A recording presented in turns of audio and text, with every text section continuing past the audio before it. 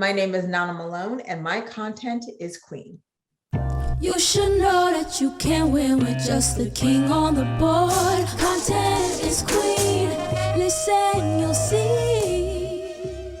I am super excited about this episode of Content is Queen because we have an author, a comedian, a fellow African, bestseller author, my friend, my laughing partner, Miss Nana Malone. Welcome, welcome, welcome. Thank you for having me. Oh my gosh, I'm already laughing because I know this is going to be a fun interview. So with Content is Queen, we are celebrating the female content creator, and you, a romance author who happens to be African. I need some explanations around that. So what inspired you to become an author, and specifically a romance author? Because I don't see those two together, because I know I was raised in an African household, so I'm trying to figure all of that out. You know what? I mean, I think I've always been fascinated by relationships, even because so I'm African, I'm a Ghanaian, I am a Ga specifically, and in the Ga language, there's no real word for love. There's like. And because like Ghanaians, it's like, you know, like very salt of the earthy kind of people. And it's like foolish things. Like when there's another language, tree, and in tree, there's the word for love. It's adorable, but tree is also like a very kind of like, when you speak tree, it's a kind of like a beautiful flowing language. And so in Ghana, there's no word for love. And so it's like, I was always kind of fascinated by like why people pick people, you know, like when we first came back to the States, you know, you'd be watching TV and you're like, I knew the people I would want people to be like, you know, and like, be like, oh, he's so nice and he's smart and he goes to school and he studies hard, because the African was bred in me, right? And so I would want those things, and they would pick someone else who's on a motorcycle and dangerous. I'm like, that makes no sense. And so I've always been fascinated by dynamics of relationships, but also like with two equal playing partners, why this person and not that person? And that was always fascinating. And I think that, you know, I've always loved stories, all kinds of stories. Like I was that kid, you know, I was like reading Reader's Digest, like if it arrived, I was like, what's this? And I would just kind of jump in, you know. I loved thrillers as well. And it was really one summer and I went home to Ghana and my cousin, you know, slipped me contraband. She's like, Nana, kissing day inside. And just like slid me an old Mills and Booms, you know, lavender cover, circular inset in the front. And it was like a Greek shipping tycoon, something. And I was like, I read it and I was like, oh, what have I been missing? Because with African parents, you are not getting any romance novels. I mean, my mom did have some romance. It was like, you know, like all like the Danielle Steele's, and like they're very kind of like, you couldn't tell what was in them. There were no bodice ripper type covers. So it was like, oh, well, yes. And she's like, I think gothic romance, but like all those are like kind of slow moving and creepy. And so like, I never really, like I read one of them and I was like, oh, okay, I think they kissed. But this one, the Harlequin, I was like, or Mills and Boone rather, I was like, oh my God, there's sex, my God. And that from then on, I was like, oh, I am reading romance. And so much to my mother's chagrin. It's so funny considering how like conservative my parents were as I was growing up. And now I'm like, I write romance now.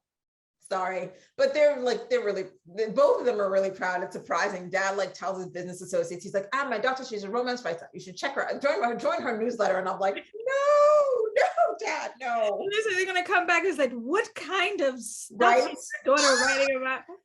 You know, that is hilarious, because I can only imagine your parents, like when you decided to make a career out of this. You're not a doctor, because listen, as an Ethiopian, you're not a doctor, you're not an engineer, Yep. You're not a lawyer. Yep. What are you doing? So yes. it takes a big leap of faith and confidence and understanding yourself to really take charge and really step into this. Definitely. So now that you're talking about sex, you're talking about all these fun topics, but you have a deeper mission now that you are 100 books under your belt now. Yeah. And you do this really cool thing called the Brown Nipple Challenge. Like when I heard that name, I was like, oh, what is this? So let's tell the audience, what is the Brown Nipple Challenge? Yeah, so the Brown Nipple Challenge, look, first of all, it's meant to be a little titillating. See what I did there? But listen, everyone has nipples, everyone. But when you read romance novels, right? So at least back in the day when I was inappropriately reading them at the age of 13, all the nipples were pink. They would get down to like it's getting good, and you're like, oh, we're about to find out why I have these feelings low in my belly. And then all the nipples were pink. They were pink, they were rosy, they were dusky. And even though that there's like, you just keep reading and you're enjoying yourself, like subliminally it was telling me that women who looked like me, women without pink nipples, were not the objects of love. And they were not deserving of love because you just never saw it. And that just wasn't something that happened for you. And that was like a subliminal message that was just like feeding directly into my soul as I inhaled book after book after book after book. They were blonde, redhead, brunette, never had brown skin. And so for me, when I got into the space, I was like, no, I'm writing these very marketable, fun, enjoyable books. But they're going to have so many women of color, not just Black women, not just African women like myself, but like all my friends and family. And just, I once chased this poor Middle Eastern woman down the street because she was like the most stunning woman I'd ever seen in my life. Just to get her story, I was like, excuse me, miss. I mean, she like had this like hair is like big and curly and just like this gorgeous tan skin. And I chased her down, and she was like, this Iranian Jew. And like, I was like, wow, tell me your life story, as I had left my computer at Starbucks just to chase her down. And so like, I wanted to write about like what the world looks like. And so for me, the Brown Nipple Challenge is, in my career, I've been really lucky. I mean, I've worked my butt off, but I've had the opportunity to have mentors and friends who've helped along the way and that have helped push. And what happens, in entertainment, in any space in entertainment, what people do is like, well, there's one or two, so that's fine. And so when people would be like, oh, I don't know where to find, especially after the uprisings of 2020, people were like, I have no idea where to find, Black romance or Black women who write romance, or like, I don't know where they are. And I was like, your Google is broken? Because if you type Black romance author, you get all of these, but no one wanted to do that. And so what I wanted to do was really uplift women of color writing romance and give them some shine, some women who, like authors who haven't had the same exposure and same ability, to like really kind of like pay it forward. So, I mean, it's basically a book club. It's super easy, because at the end of the day, it's like, well, I have an audience who do turn up for things, hopefully. And so I can share that. It's the very least I can do. And I pick a book written by an author of color, specifically writing romance. And then I say, hey, we're reading this, so go buy it. Not just go buy it, but then what we also do is we read it and we discuss the book, but we discuss it with the author, because I think one of the keys to it is when you can meet someone, well, sort of face-to-face, it's on Instagram, meet someone face-to-face and interact with them and get to know them even a little bit, like you feel like you know them. So then you're like, oh, I didn't know, Mia Sosa, and she's Brazilian. That's amazing. And as you laugh and like, then you're like, well, I'm gonna check, not just buy it because she said to, but she has all these other books and she's really funny. And she talks about family and she talks about being Brazilian and all the food and da-da-da. And then like all of a sudden you like know them a little bit. So they're sort of like your friends. So you're more inclined, that takes down one of the barriers to entry into reading their books. And so like, that was a little thing that I could do. And so I just, it started as like, I wanted to do something in response to the 2020 uprisings that like, I felt like I could do and sustain. Right. And so I was like, well, let me take my corner of the world and do something to make it a little bit better, a little bit easier for, readers who are readers of color, but also authors of color who like, there are thousands of us doing our thing, writing great books, thousands, but people always name the same five. They're like, oh, this person and that person, this. And I'm like, there's more than that. There's more. So that's how it came about. I love that, because that really speaks to what we have been saying forever, that representation matters, whether it's our brown nipples, our hair, the variety of our skin, our body shapes. It truly matters. And I was really intrigued when we talked about the lack of representation on the covers. Oh yeah. How you had to step in and become your own model. Tell us about that. That, first of all, kudos to you. Like, let me tell you, I will drop every filter, every Photoshop cinch.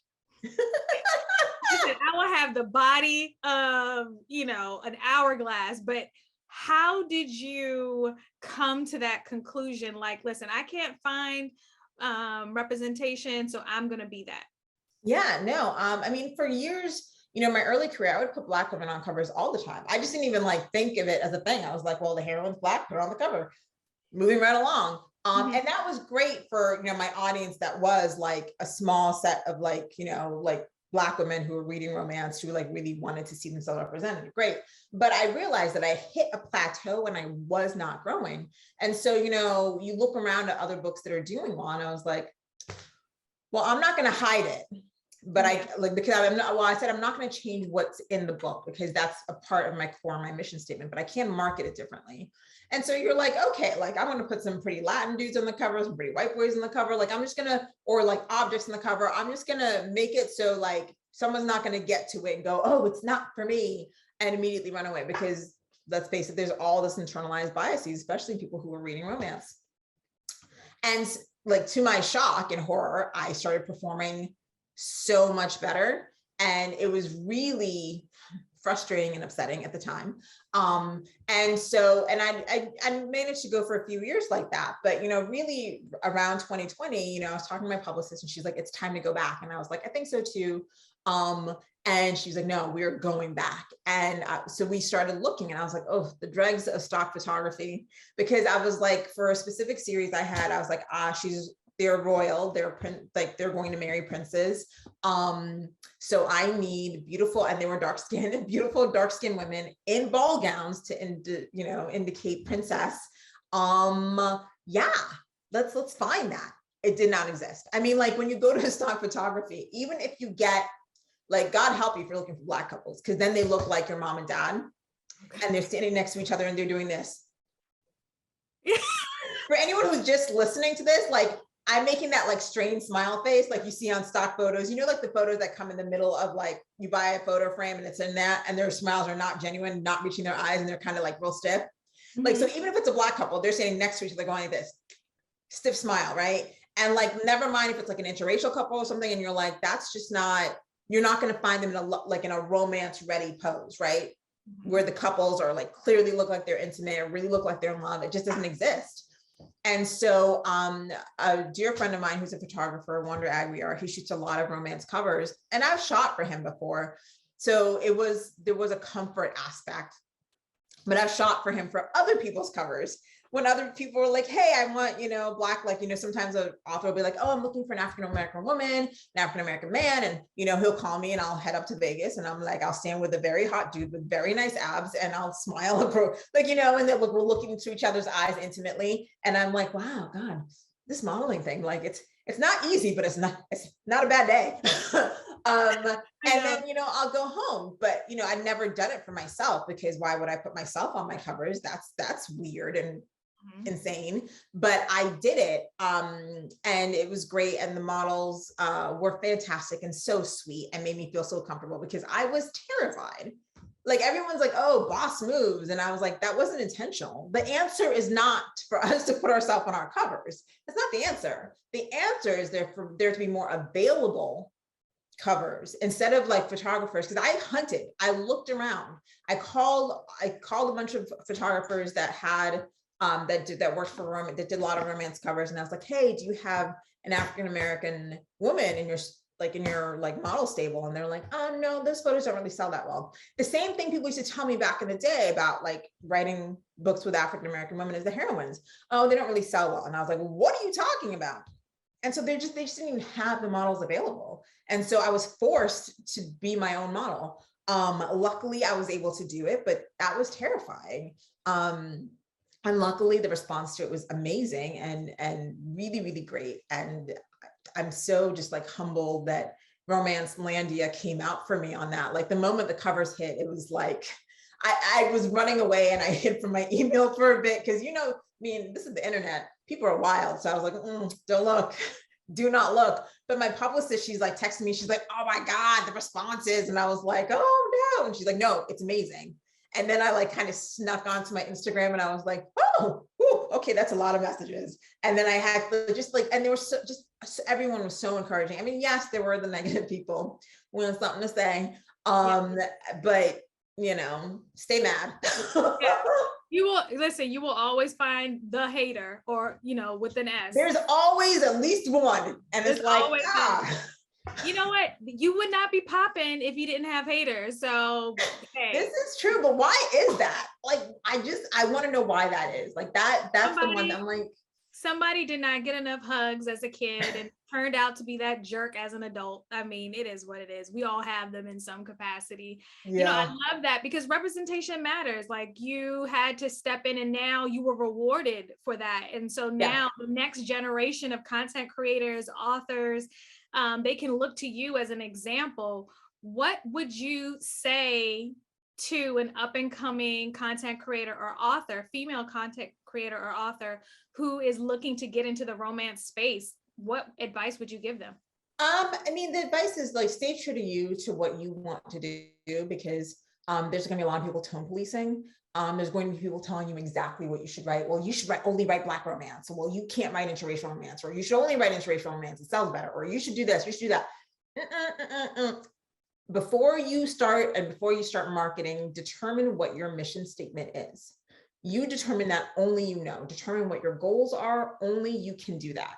Determine what you want, like what you want out of this thing that you're going to do. Because once it's out there, you can't control the narrative if you don't know where you're going. You can't steer that ship. Like, it'll be in a big old whirlpool and you'll be like, what's happening? So just really sit with yourself and know what you want out of it, and be firm in that and know that, because then when somebody comes talking nonsense in your ear, you can easily brush that off, right? Because people come at me and be like, well, you should be doing this and you should be doing that. And I'm like, oh my God, are you in my bank account? No? Okay, sit down. I can easily just slough them off. And sometimes people can be just like really mean or rude because they're like, well, this character doesn't sound Black enough. Like, there's more than one Black experience. Exactly. There's more than one. Or like, well, I couldn't identify with her, who the people who say that. And I'm like, but you can identify with shifters and aliens. It's weird. People will always be desperate to tell you what you should and shouldn't be doing, especially as a Black woman in the space. So you need to be really aware of what you're looking to do and what you want out of the experience. So that's the number one. The other one is the one I tell everybody: a newsletter. Build your own newsletter, because social media is great, but you don't own that, and they can turn you off at any time for any reason, and you will cry. We've all been there. We've all been shut off or lost an account or something.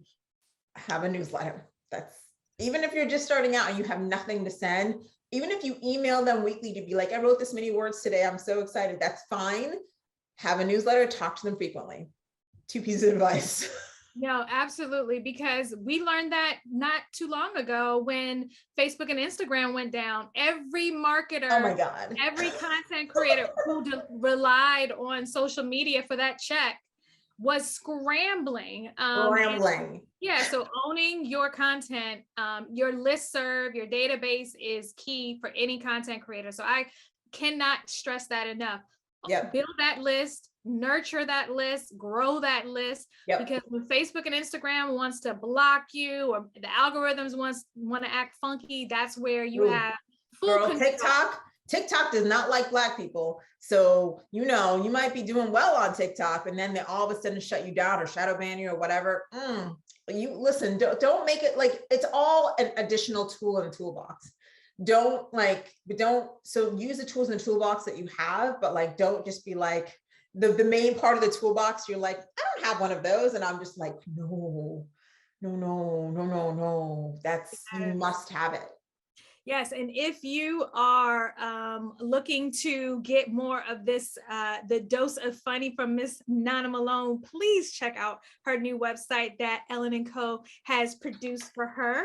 It is right here on the screen. Please click and head on over. And she has merchandise. So let me tell you about this woman's merchandise. If for her mugs, okay, you cannot drink those mugs around people that you don't like, because they will send messages unless you want to do that intentionally. So they're just funny, that's all. Yes, but I love them. Every time you come up on my feed, I was like, which one does she have now? She has some tea, but her tea has a little bit something different in it. Little something in it. Little something in it. Yes, but definitely check out nanamalone.com so you can learn more about her newsletter, what she has coming up. Please share what we have in store with you, because I know you are always up to something. Yes. And folks who want to get their little romance on and giggle, because you know what, I discovered romance novels from meeting you. Oh. And I'm telling you, I don't know why I did not, hop into this genre earlier, because let me tell you, it is the best escape ever. Yes. Like, I don't have to think. It's just such a great getaway. I don't have to be a mom. I don't have to be a daughter. I don't have to be a sister. I don't have to be a wife. I can just be lost in this book. And I'm so thankful that I met you, because I'm like, now that is my go-to for whenever I'm like, you know what, I don't need to think right now. I just need to escape. And that is a perfect genre just to do that. Yeah, and the best part is there's a million subgenres in there. So like, if you want something that's more like literary, there's a bunch of like authors who write like really like Sierra Simone. There's like all like really literary quality type of romance. Like if that's what you're into, or if you're like, I want alien romance, there's also that, So, or you're like, oh no, I really like, suspense, which I write a lot of. So like, I mean, you can pick anything. You're like, I'm in the mood for X. Or like, I'm in a mood for something that's gonna make me cry. Like you can, anything you want, it's available on tap. And there are like so many authors doing fantastic work. But for me, coming next, so I'm finally finishing my London Lord's World. The final book releases on April 12th. So the London Lords started with 4 best friends who are part of, the UK elite, and they are part of a secret society, as these rich boys are. And their friend during their initiation 10 years ago was murdered. And they thought he just died, but they find out, present day, that was actually a murder. And they set about trying to find out who did it, who was responsible, and make them pay. And so it's a set of 3 trilogies, each one for each bad guy that hurt their friend. And I'm about, the last book of the 9 books is about to be out, like I said, in April. And it's funny saying goodbye, although I never say goodbye, because even if a series is over or closed for now or whatever the case, they always come back. In the next series, I always have somebody make an appearance and say hello and whatever. So it's always kind of like a fun, like, and especially fans who kind of come from each series are like, oh yes, that's like the little Easter egg is always fun. So that's finishing up. And then I have a new suspense series. And it's still under hush hush, but it's secret. So it's coming out, it'll start coming out in June. And I'm super excited. It's leaning more into suspense than I probably ever had before, but it's so fun. I'm like, I've had such a good time just like conceptualizing it and like working on cover stuff now. And I'm like, ooh, this is so good. So yeah, that's let me know about that. So I want to share what you have in store, because I know it's always juicy and sexy and all kind of goodness. Last question. Yes.